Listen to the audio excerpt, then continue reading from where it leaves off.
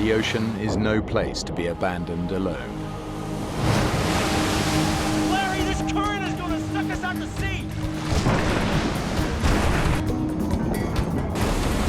This is the true story of two friends whose island-hopping adventure becomes a fight for survival. Saul! Now one of them has to make the most difficult decision of his life. Saul, don't you leave me out here! Await death with his friend or leave him behind and face the ocean alone. You don't leave your buddies. You don't leave your friends behind.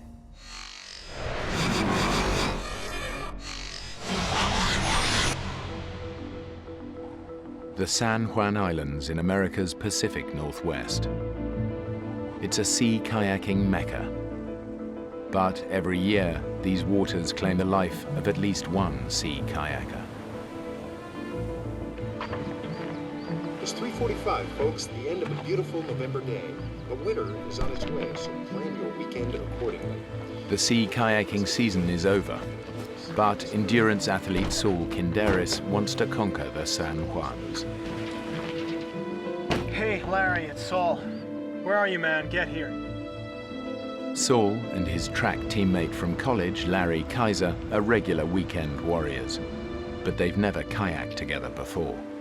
Plan is to hit Strawberry Island, and after that hit Doe Bay, a 60s resort. It's got 2 hot tubs, 1 cold tub, clothing optional, which generally speaking means nobody wears a stitch. The goal was to head there and take her clothes off and hit on women, basically. I mean, that was the goal.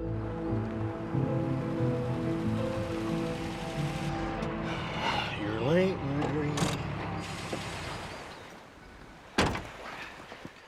You're late, Larry. 4 hours. 4? 4 hours. I'm sorry, Saul. I just got stuck in that damn Seattle traffic. So you gonna be up for this? Yeah, I'm up for this. Fat tourist like you can do this sport. I don't see what the problem's gonna be. I'm up for any kind of challenge like that. Any kind of physical challenge, especially if Saul throws that at me. If he can do it, I can do it. And not only if he can do it, I can do it, but I can do it better. Yeah, competitive would probably be a defining and describing characteristic. We tended to compete in almost anything. Chop, chop, Larry. It's that kind of relationship that kind of got us in trouble here in this situation. Hurry up, you slug. Get down here.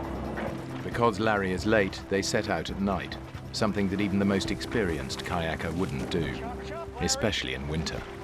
Women friends of mine would call it, we had a severe case of testosterone poisoning. And, the brain quits working because you just want to go. Slide you out. You hit the water, put your weight on the paddle, okay? I'm gonna kick your butt, you know that. Put your weight on the paddle. It was unnerving setting out at night. People die every year kayaking in the San Juans. But that danger is exciting. It's a thrill. I'm thinking I'm invincible. We have a winner! Larry and Saul are paddling off the coast of America's Washington state into the heart of the 176 islands that make up the San Juans. They're crossing a notoriously dangerous stretch of water, the Rosario Strait, on the way to their first destination, Strawberry Island. They need to cross quickly. Soon the tide will turn, making it virtually impossible to land on the far side. I keep going to the left. Huh? I keep going to the left. Yeah, well, adjust your rudder. The rudder? Yeah, with your foot pedals, you know? Foot pedals? What are your feet touching? Nothing. Nothing, are you sure? Yeah, I said nothing. Well, actually, if I stretch out my left Oh, Larry, foot, heck, did you even adjust the foot pedals? Everybody adjusts their foot pedals before setting off. Yeah, I did. They just must have come loose or something. I'm just kind of trying to fake it. And that's the first time I'd set my ass in a kayak. I'd never been in one before. It started to dawn on me that Larry is faking the expertise on the kayaking. That's when I started to figure, okay, we've gone from a trip to an adventure. You know, looking back, I'm thinking, what the hell was I doing? What was I thinking? What sane and reasonable person would cut across a channel at night, the first time in a boat. So not only were we doing my first winter trip, we were doing a nighttime crossing, and we were enduring a storm. So anybody that would have known us would have known, you know, that was really stupid.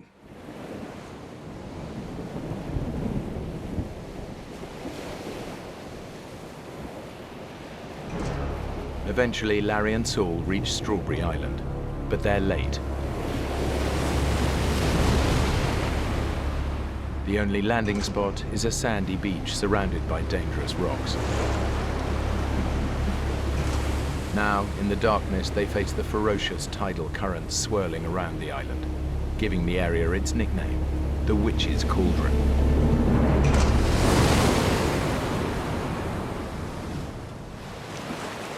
We're here. Witch's Cauldron. What? Strawberry Island is dead ahead. Where? Up ahead, can you hear it? Saul, all I hear is thrashing waves. Waves are smashing and crashing on the rocks up there. The wind is picking up. It's hard to hear. And it's just looking pretty nasty up there, too. And I'm just thinking, well, this doesn't look fun. This is the plan. There is only one beach on this island, only one slot in between the rocks. We can't miss that slot. I'll paddle in first. When I land on the beach, I'll wave my flashlight. That's your signal. We're gonna land on that. Aim for the flashlight and paddle hard. You got it? Larry, you got it! Yeah, aim for the flashlight.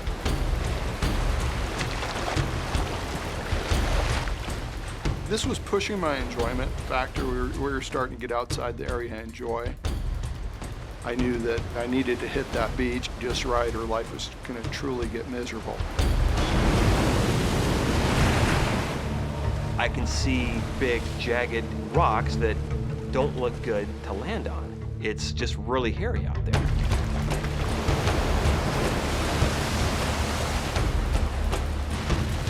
The flashlight I have, you know, it's just not that bright. I see the rocks in front of me, and all I'm thinking is, oh, shoot.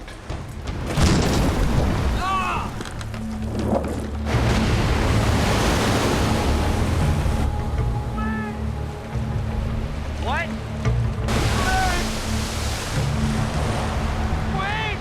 I hear him yelling. I can't tell what he's doing. I'm just like, what? You know, what? What are you saying? I can't hear what you're saying. Larry sees my headlamp kind of waving around a little bit, and so he's figuring I must be waving him in.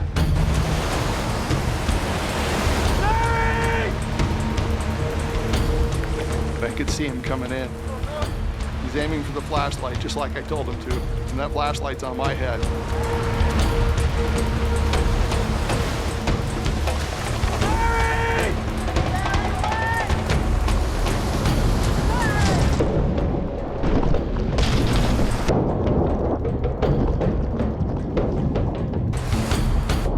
The waves are smashing our boats on top of us and on top of the rocks. Very scary situation. Totally caught us off guard. It just happened in a split second. You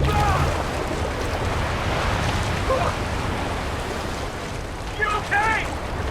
What the hell was that? You tell me that! We crashed! We crashed!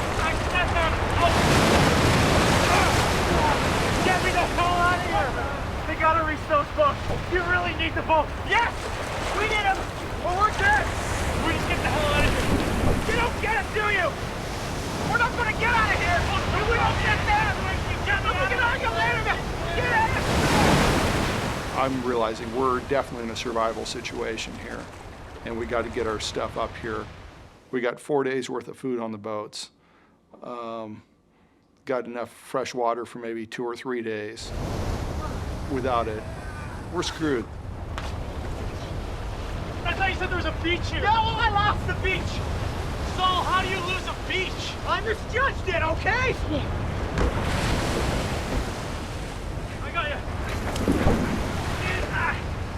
Just hours into their sea kayaking adventure, Larry and Saul have shipwrecked on a deserted island.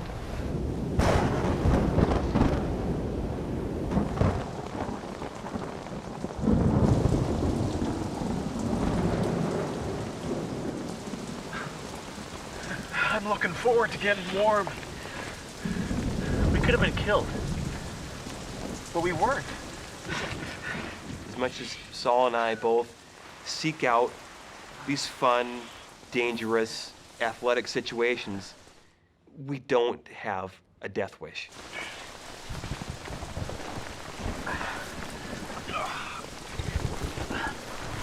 Basically, at this point, I take my dry bag out, and my dry bag is no longer a dry bag. My dry bag is a soaked bag. All my stuff is soaked at this point. Everything. Larry, what happened? All my stuff is wet. Well, obviously. Did you even seal this properly? This is broken. No, it's not broken. You didn't seal it properly. What the hell is all this? This is all cotton. How could you ever think for a winter trip packing all cotton? At that point, he was probably a little angry, and for probably good reason. My sleeping bag, all my clothes, all the gear I had, it's all just drenched. His stuff was fine. Get into this. This is your bed. I have dry clothes. I can sleep in them.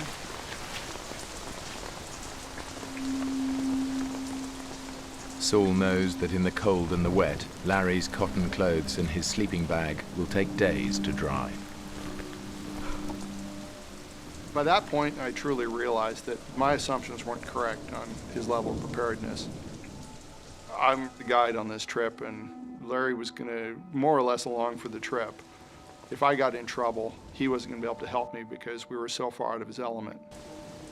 And then I'd snuggle up against the outside of his sleeping bag. Guys, especially in your 20s, you're going to go damn near hypothermic before you'll cuddle up with another guy. He kept trying to nuzzle up to me. He was cold, and I'd get away, Saul. You know, what are you doing? You know, just keep... Throughout the night, he kept getting closer and closer, and I kept going farther and farther over this edge of the tent. I like Saul, but I don't like him that much. Larry, I am cold. You move one more time, I'm climbing in there with your naked butt. Got it?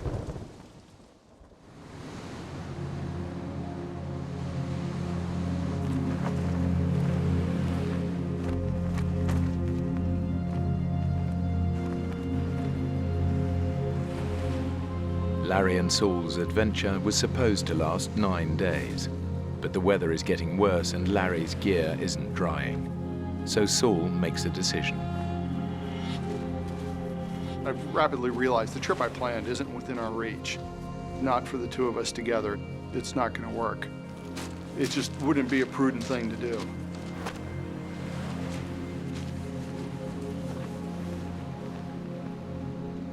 I just wanted to tell myself, you know, we still have time to have some fun and get this out of our system and use this as a small setback and just keep going.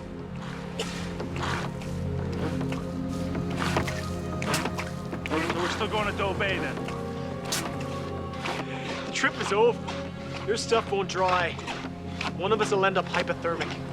So the crash last night was totally my fault, had nothing to do with you. Larry, man, we're bagging it. I agree. Hey, do I get a say in this? Because I agree with you. Start to pack your stuff up. We're leaving. The trip is screwed at this point. But he's the boss. He's the leader. Saul is the expedition leader. That's how he always is. He likes being in charge. Did you seal your dry bag? Yes, I did, Daddy. Okay. Boat's in water. Hey, Saul, I really think I gotta take a number 2. Yeah, there's a tide window. I'm not missing it. The Nazi drill instructor was probably more what I'd become. Okay, I'm gonna give you 4 options, Larry. 4? I don't think I can count that high. Quit joking. Either you listen to me or you're on your own. Ooh. This is Strawberry Island now. This is Washington Park and our trucks. This is the Rosario Strait between us and home. Option 1. This island back here has a cabin. We knock on their door, ask for help. Option 2. We continue further to Orcas Island here. We stash the boats and take the ferry home. I'll get the boats another day. 3. This is the toughest option. We paddle back the way we came, 3 miles across the Rosario Strait. Now, I can do any of those, so you tell me which one you want to do. You don't tell somebody you've competed with all your life in a variety of sports that I can do any of these. Which one do you want to do? I can do any of those too, so. What's he going to pick? He's going to pick the toughest one. You just told him which one was the toughest, and then he picked it. Let's paddle back. You sure? Yeah, man, paddle back, bring it on. That was really stupid. What won out in the very end is the same thing that got us in trouble here. It's the same thing that's got us in trouble in other times. It's our competitive nature. If he can paddle across the channel, I can paddle across the channel. I can swim across it. I can cycle 150 miles if I want to. I can run a marathon. I don't care. He's the same way. But when we get us together, maybe we don't make the best decisions as a team. Larry and Saul are paddling into the jaws of an oncoming storm. Soon they will face 70-mile-an-hour gusts and a huge storm swell rolling in from the ocean. Let me do you, man. Looks pretty ugly. Yeah. Sure you're gonna be up for this? Yeah, I'm up for this. Are you up for this? We got 40 to 45 minutes to make this crossing before the current gets too strong. Yeah, I know. Paddle hard. I'm not an idiot.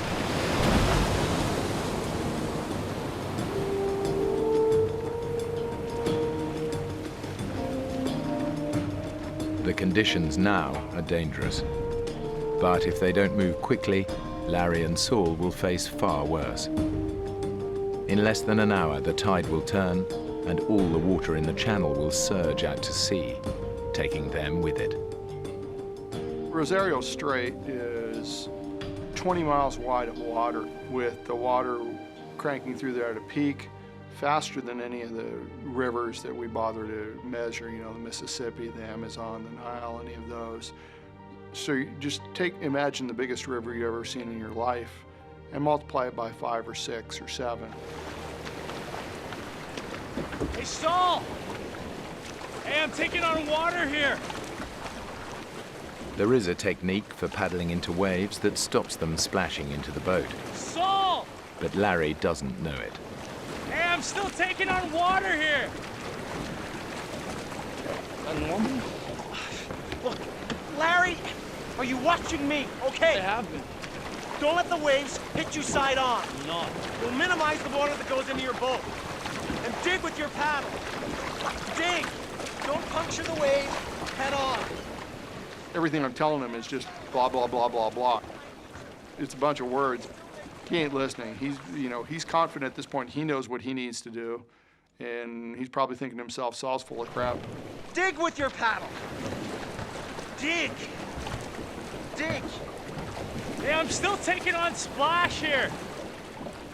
Larry, do you understand anything I'm saying? Saul! Stabilizing strokes do you no good. Saul! I have never been in a kayak before, okay? You said that you had. No, I didn't. Yes, you did. No, I didn't. Well, that explains it. Explains what? You better learn and hurry. I am doing what I can. Yeah, well, quit. Just paddle like I tell you, okay? He's trying to get me to put my nose into the wave, pierce right through it, take on the least amount of water possible. Number one, I didn't have the skill to do that at the time because I still was learning how to kayak, essentially. But number two, the waves were coming all the time. The closer they get to the middle of the channel, the more their progress is slowed by wind and waves. And now the powerful tidal current is pushing them dangerously off course. Larry, this current is gonna suck us out to sea. Do you understand?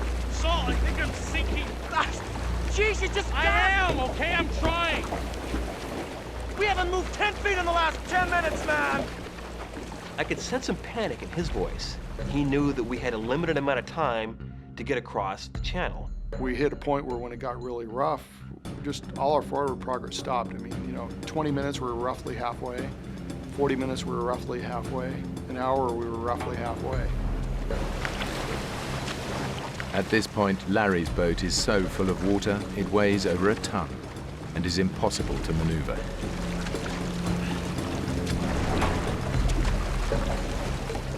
Larry, damn it, your shoulders are slack! Paddle! Okay. Balance strokes do you no good! Hey, forward. Okay. Paddle! Okay. You a complete idiot! Back off, okay? I am trying.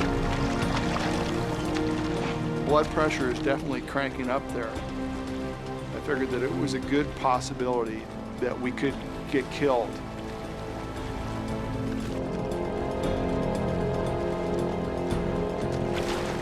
I was starting to have these doubts in my mind that we were going to be able to stick together. Your loyalty is to your friends, but then your first loyalty is to yourself. Soul, get the hell back here. You're slowly getting to this decision.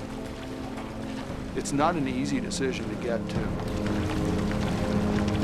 Soul, wait up!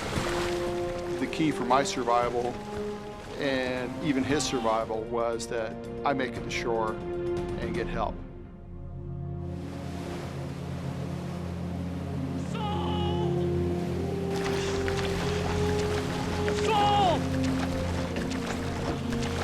I need that pump! You need to bring me the pump! He's yelling something to me, I'm yelling back to him.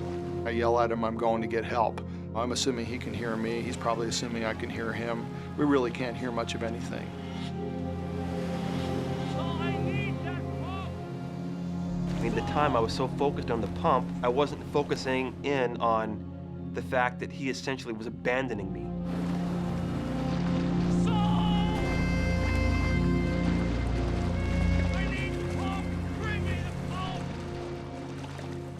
I can't see Saul anymore. He's gone. He's just not there. You don't leave your buddies. You don't leave your friends behind. I love the guy, but he left me.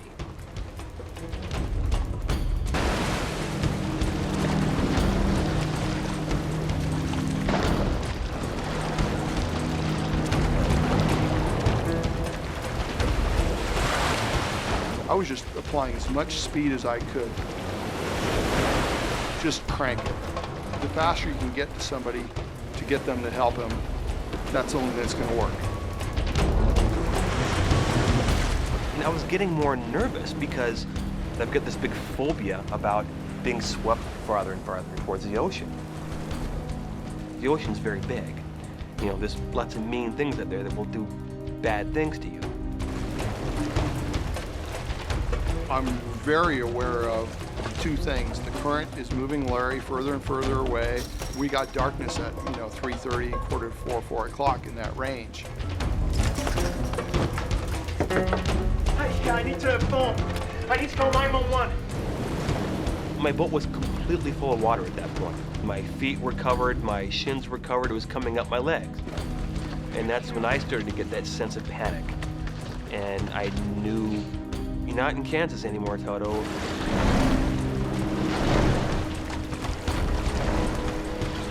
This big wave just cracks down and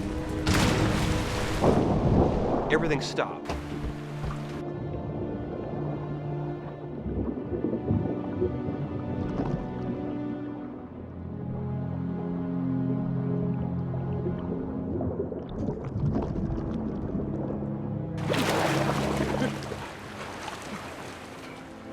One moment I'm here in this boat full of water, and a second later I'm outside the boat treading water, just like that.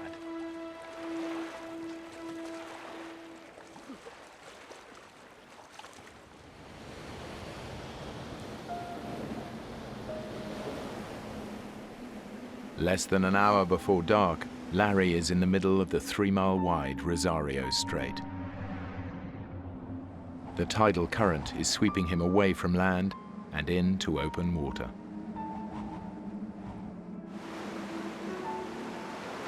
I'm in the water now. Not a fun feeling. Looking down and not seeing my feet, not seeing my shins, not seeing my knees, I'm getting scared at that time. Each minute is just, it's like some critical mass building and building and building, and it's not getting any better. It continues to get worse. It's getting dark, and there's no one here to not only save me or rescue me, but no one knows where the hell I'm even at.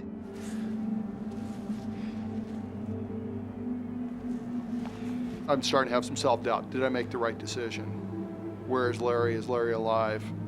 Did I just consign my friend to death? What do we do? I mean, what are my options at this point? His kayak contains vital supplies, fresh water, flares, and a flashlight. But Larry can see the shore, and it doesn't look far. What he doesn't realize is that if he swims, he'll be fighting against a current moving twice the speed that the fastest human can swim. At some point, I'm gonna have to leave this boat, because I'm going nowhere with this boat right now. It's getting me zero. I'm gonna swim.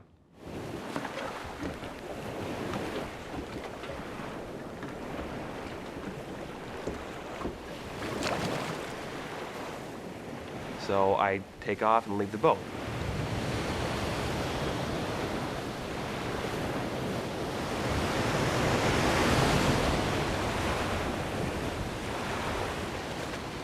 I've got a dry suit on. It's end of November. It's cold, but that doesn't throw me. I'm telling myself, I'm an athlete. I can do this. This is no big deal.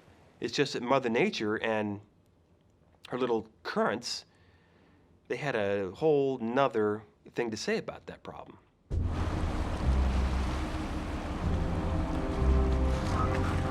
It's been an hour since Larry capsized. Now, a full-scale rescue operation is underway.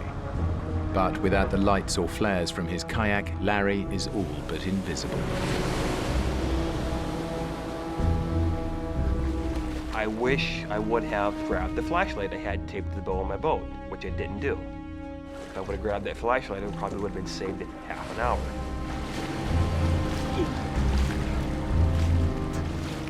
I'm looking around, and I can see kind of, boats out there. They're like crisscrossing back and forth.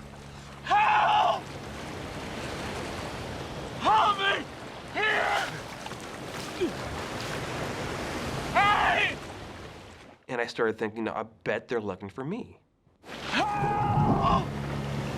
I must have looked like nothing in the water to these people. Hey, over here! Here! Help! Help me! Here! I'd go down on a swell and come up. They're always just right back, searching where I just was.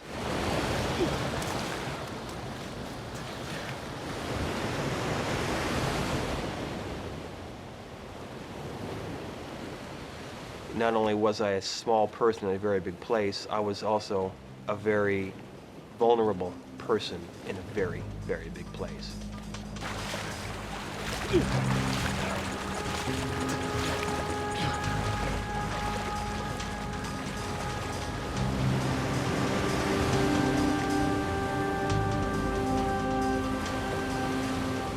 I was thinking, okay, I know me, I know Larry. If there's people that can survive for a long period of time just by being stubborn and being fit enough, we fit that description. Several miles away, a rescue team is scanning the shoreline in the hope that Larry might have made it to one of the islands.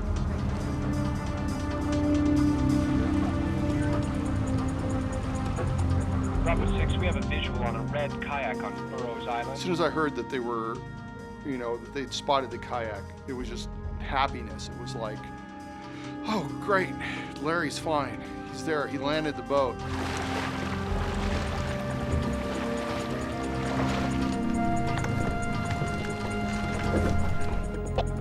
Is there a paddle with the boat? Affirmative. So he paddled it onto shore. Any gear with the boat? Negative. Empty. No sleeping bag, dry bag, nothing. Correct. The boat's empty. Great. He's on that island somewhere. What more clues could you need? I mean, paddles with the boat, sleeping bag's gone. The guy's alive. He's somewhere here in the bushes. Just got to find him. Yes! You've never seen somebody so excited in his life at this point.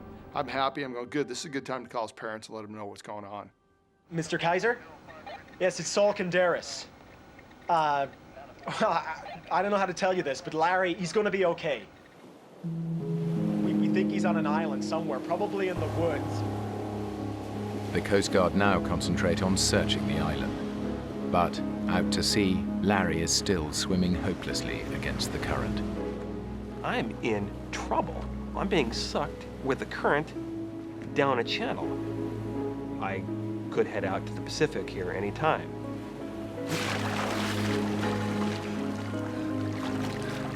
I saw a buoy off to my right.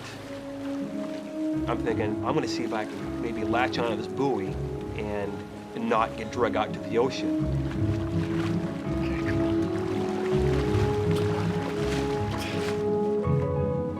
Kind of put my head down, I started swimming again. I started kind of cutting diagonally across to get to the buoy. Head down, swimming away.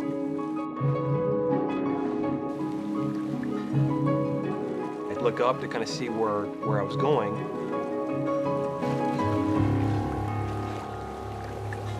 I was already past the buoy.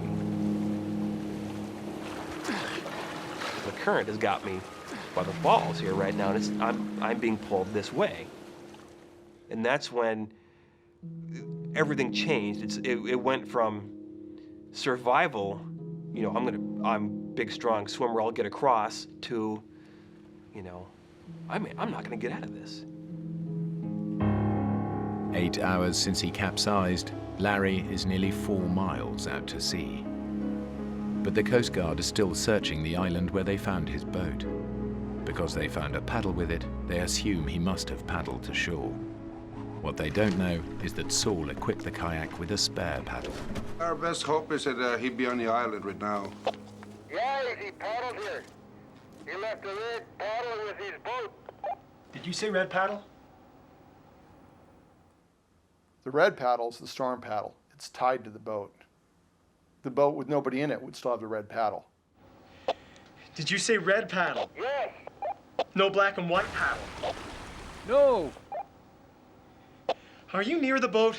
Yes. How many holes are in the top of the boat? 2, 1 for each person. No, it's a one-man kayak. That's the storage hatch. Is there anything in there? Yes, there's gear in here. A dry bag with what feels like clothes and maybe a sleeping bag. He's not on the island. Damn it! At this point, I'm really going, man, we're in trouble. I really screwed up.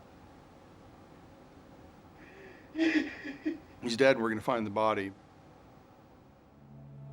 You realize that somebody that you're fairly close to is no longer here, and you're the one that killed him. It's just an incredible sense of no hope again, just no, it's all over, it's all over. Why did I invite him on this trip without making sure that we're both ready for this trip?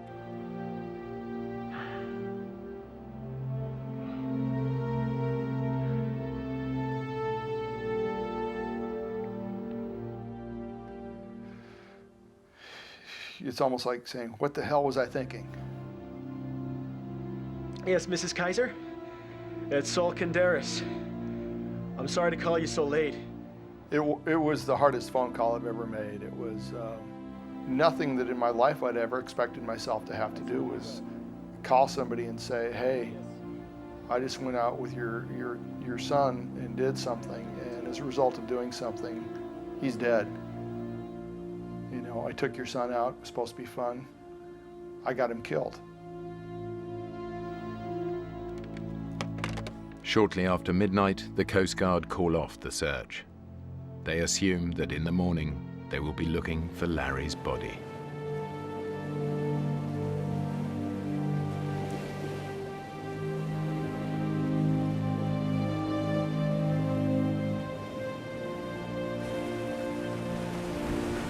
At that point, I was fully thinking, there's just no chance in hell I'm ever getting out of this water alive. Exhausted, Larry's body temperature is now so low, his life is in danger. If he doesn't start swimming again to get warm, he'll die.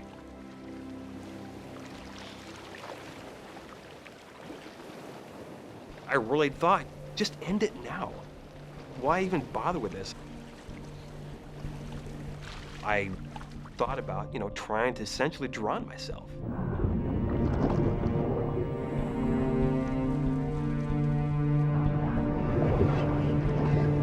You think about weird stuff like that.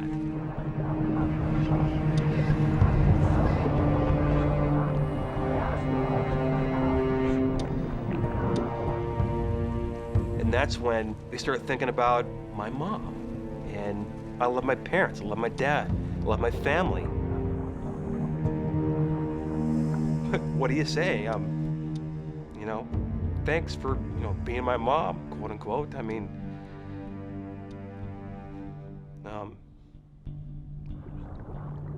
I was ready to die. It's not an issue. I didn't want them to feel that suffering and pain, though. And not know what happened to me.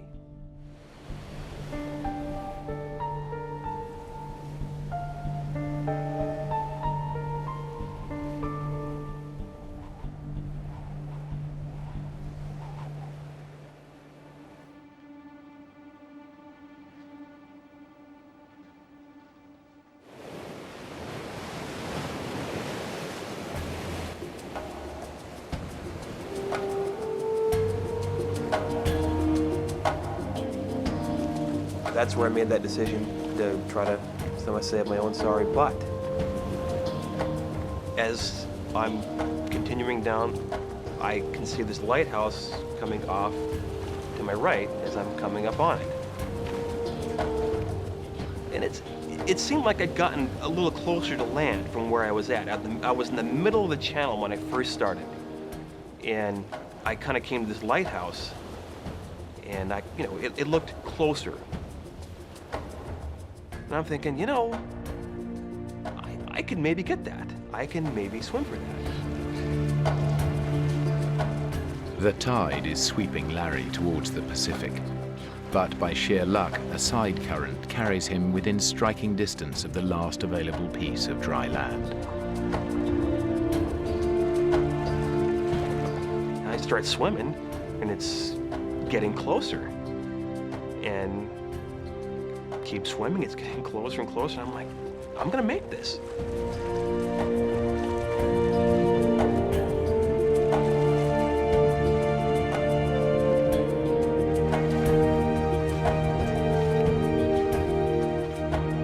My God, thank you. Thank you, Lord.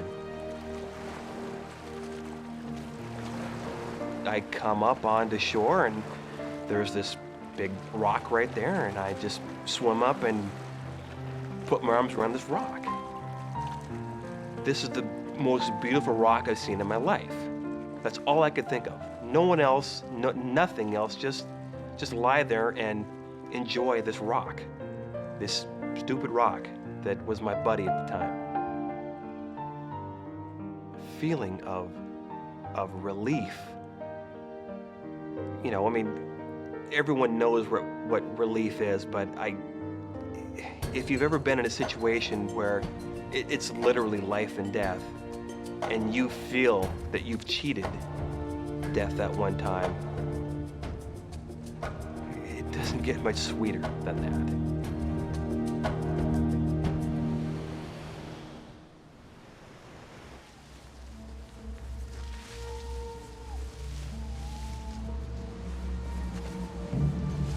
Larry Kaiser has survived 9 hours in a freezing ocean. Now, exhausted and dehydrated, he faces an even more desperate fight to stay warm on land. I'm cold. It's dark. I have no idea where I'm at. I thought about what the hell is Saul doing right now? What's he thinking right now? What is this man thinking? Is he thinking that I'm dead? Is he thinking he killed me? Is he thinking he's responsible for killing me? The big difference between him and I is there's just not a chance in hell I would leave someone like that. I wouldn't do that, no matter what happens. If the person I'm with is going to die, I will die with them.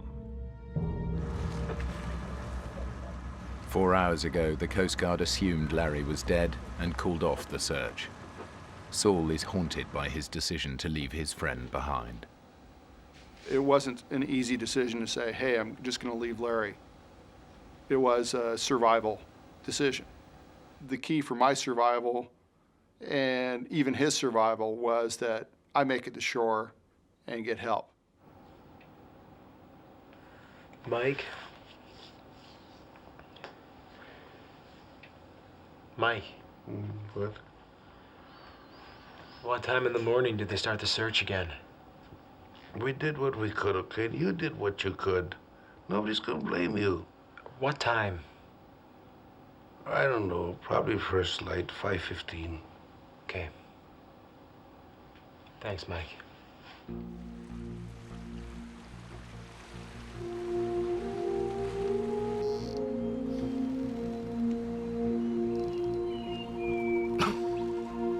Larry assumes he's on the mainland. Now in daylight, he thinks he can walk to the lighthouse he saw the night before and get help.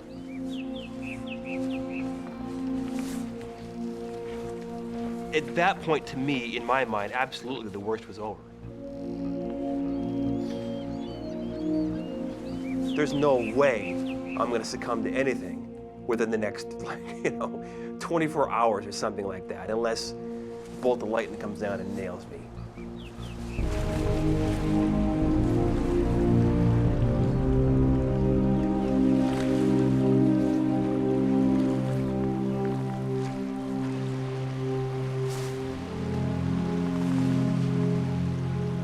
I'm thinking, what is this? I'm on an island right now, and it's another mile across to get to land again. What's the first thing they tell you to do when you're lost? Tell you to stay put. I don't see any helicopters, I don't see any planes, I don't see anything. So I just figured they'd given me up for dead, and I'm on my own again.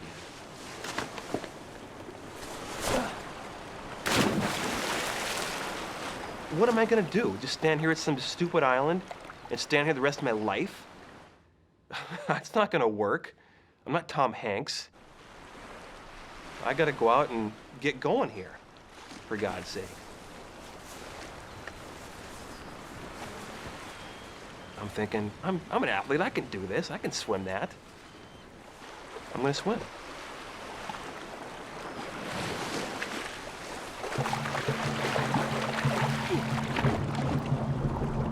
To reach the lighthouse, Larry faces another mile in freezing water. Already dehydrated and hypothermic, he will again be at the mercy of the area's lethal currents. I'm swimming across the water. I'm literally right in the middle. I stopped swimming, I turned around in the water, and there behind me, where I was standing for the previous hour, was this giant helicopter 50 feet up above the shore, right where I was standing. You've got to be kidding me. You have to be kidding me. This can't be happening.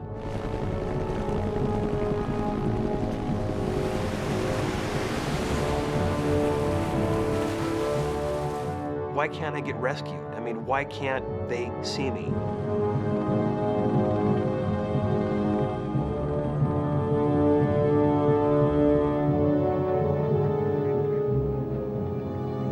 As time went by and we hadn't found Larry, I had more and more doubt as to whether or not I made the right decision.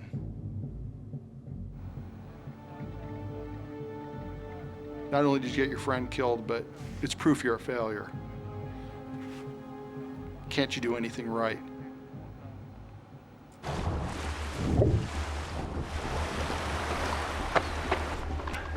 Is there anybody here?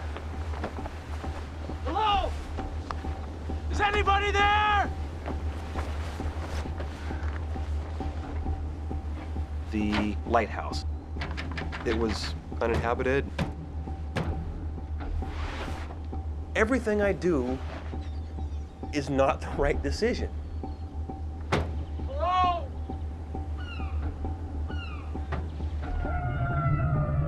At that point, I felt like I was floating in a dream or a nightmare. You know, hope has been slowly draining away, and feeling really depressed. I got him killed. Nobody else got him killed, I did.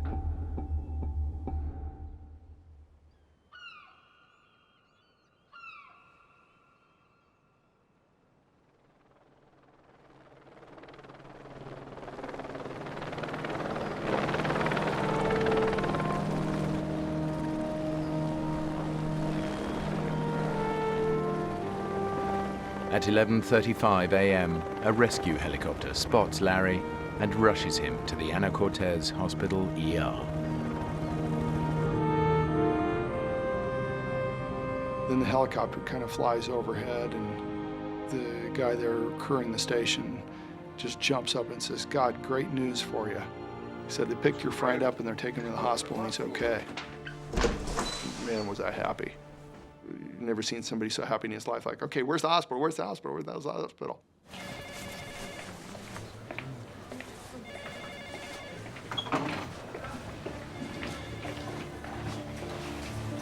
No, the zip's broken. I'm going to have to cut you. I remember seeing him walk into the room that I was at, and you could tell without him verbalizing his feeling. Yo, Larry. You okay? Lift. Yes, Saul. I felt good having Saul there, but you don't leave your buddy. It's not correct. It's just not right to leave someone like that. You left me.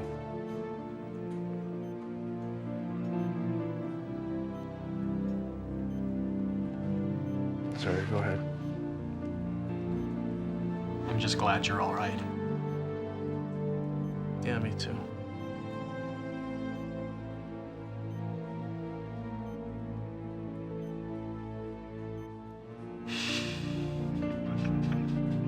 With who I am, I wanted him not to feel guilty. I wanted him to hopefully be relieved in the fact that I'm okay.